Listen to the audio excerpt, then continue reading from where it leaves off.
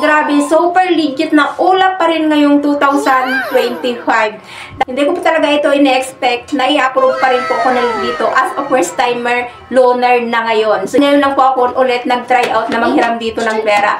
At boom, ayun, na-approve ako dito ng 1,000 pesos at direkta nga guys na pumasok ka agad sa GCash account ko na buo, walang kaltas. Trusted at proven na po ng nakararami ang Ola platform na ito na alam ko namang kilalang-kilala nyo na ito. Sa ang social media platform po ito ay nandun siya, merong advertisement at talaga namang legit dahil registered, accredited pa ng BSP. Kaya naman ito guys, ipinagmamalaki ko rin po ulit na sabihin sa inyo na ito nga po si Tala Philippines hanggang ngayon ay isa pa rin mapagkakatiwalaan, trusted, at walang kaplastikan na Ola platform. Napaka-transparent nila guys pagdating po sa loan application dahil naka 14 times nga po ako na nakahiram dito ng pera ng paulit-ulit na wala man lang palya. Ngayon lang po ulit ako naka-experience na ma-approve.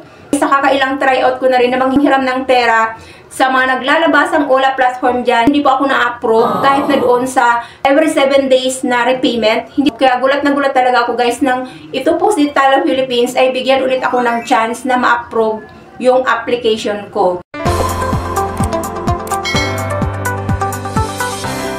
Meron pa rin po sila dito, referral bonus na kung saan nga po ay makaka-avail ka ng 200 pesos if ever nga po na magre-refer ka ng iyong kakilala or kaibigan na mag-apply sa kanila. May nag-pop up na nga na congratulations, you're approved for 1,000 pesos. So, grabe, ang saya ko guys dahil isa talaga ito si Tala sa pinagkakatiwalaan ko na Ola platform. Transparent ito at makatao yung binibigay nila dito na interest at yung repayment terms. Kapag kayo nga po ay na-approve dito kay Tala, naku po, alagaan nyo na po. Huwag po kayo magpapadali dito ng pagbabayad. Na ito po si Tala ang magiging kasagutan mo if ever nga po na kailangan mo ng pera na pang-emergencyhan. And dito nga po guys, doon sa 1,000 na in-approve niya sa akin, binigyan nga po ako niya dito ng up to 161 days. Pinili ko po dito guys is for up to 15 days lamang. So, yung 1,000 ko nga po guys dito, ay ibabalik ko siya ng October 19, 2025. So, 15 days lamang po yun. Meron lang po siyang processing fee